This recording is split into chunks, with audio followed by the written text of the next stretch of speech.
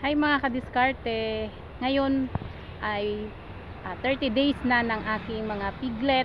So tara mga kadiskarte, samahan niyo po ako punta doon sa maliit kong babuyan.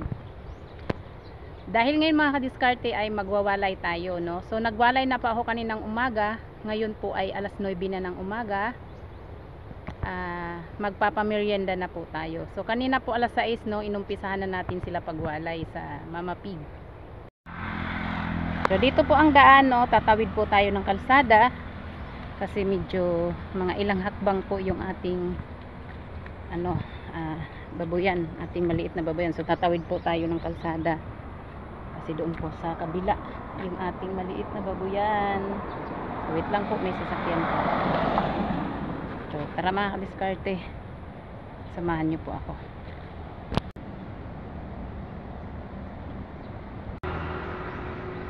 So dito po, no, tatawid pa tayo ng kalsada. Dito po yung daan papunta doon sa aking babuyan. Doon po. Tara.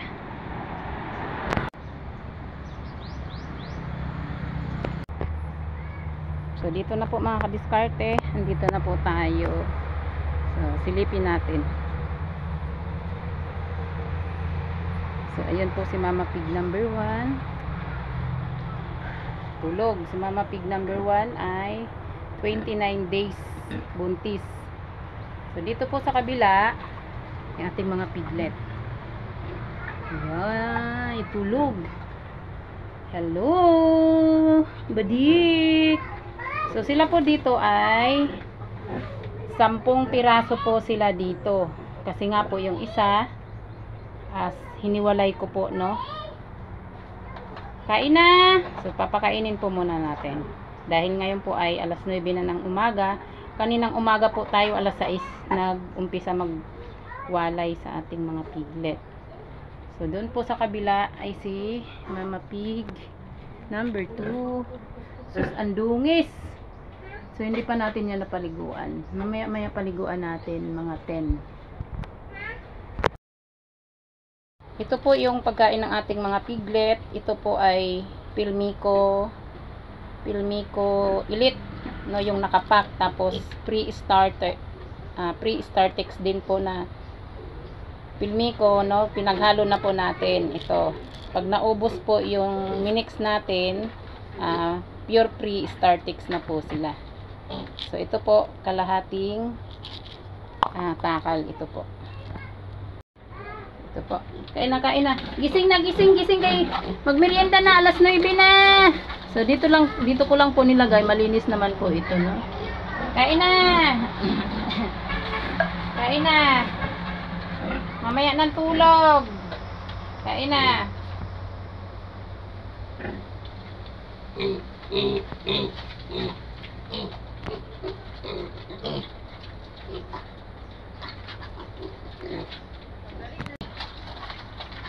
Diyan ko lang po nilagay sa sahig, pero malinis naman po yan.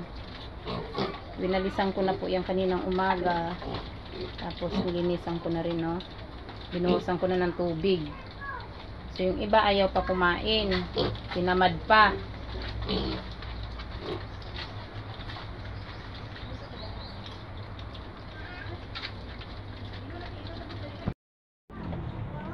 So ngayon nga po sila ay 30 days simula nung pinanganak. At ang timbang po nila, yung pinakamalaki po dyan, kasi po sa mga baboy hindi po talaga maiwasan na mayroong maliit, may malaki. Pero ito sila po ngayon na batch ay maganda po ang nito, maganda sila, no, maganda yung pangangatawan nila ngayong batch na to. So yung may pinakamalaki dyan na nasa 12 kilos na po ata, no. Mabigat po yan sila.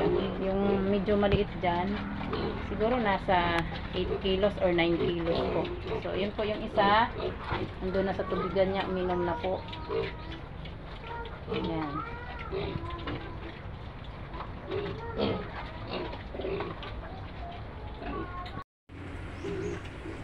So yun po sila ay yan, naghahanap pa rin po sila ng dili.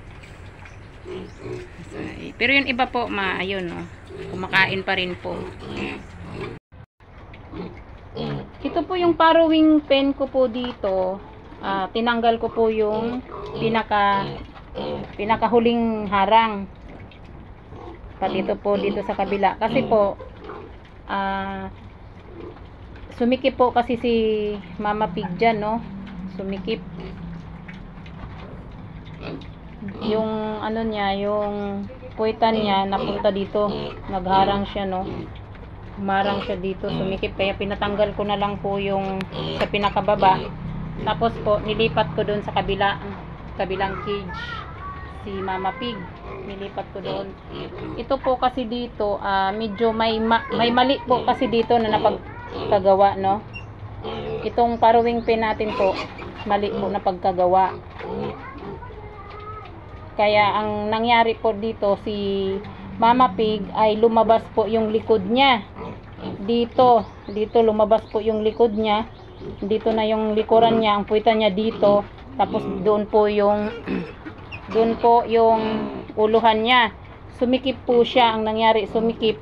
Tapos di na siya makatayo, tapos kaya po pinatanggal ko na lang yung farrowing pen, yung harang sa baba. Pinatanggal ko na lang po. Kasi may mali po kasi dito. Hindi po nalagyan ng pa-curve. Yung dito, hindi po pinalagyan ng pa-curve pa ganun po, no? Kaya lumabas po yung likod ni Mama Pig, napunta po dito sa labas. Bali po ang aking mga piglet. Bali nung 3 days sila, nagputol tayo ng buntot. Tapos pagka nagturok din po tayo ng iron. Tapos po nung day 10 sila, nagturok tayo ng vitamins. Nung day 14 sila, nag-second dose tayo ng iron. Tapos nung day 25 sila, nag-second dose tayo ng vitamins. 1 ml kada isa po sa kanila. 1 ml din po na iron. So bali po bukas, pupurgahin ko po sila, no? Powder lang po yung gamit natin. Isang sachet po ay yan sila, ang 10 piraso yung isang sachet na 5 grams. So yung isa po na piglet na in-special treatment natin, hindi po muna natin isama sa pagpurga.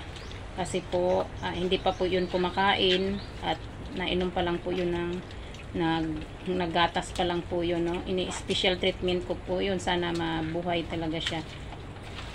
Kasi sayang din po. Kaya po hiniwalay ko yun. Kasi kung sinasama ko po dito, lagi siyang binubuli ng mga kapatid niya. Sa hindi pa po nakasubscribe, please po, subscribe na po. Sa nag-subscribe na po, maraming salamat po sa inyong suporta po.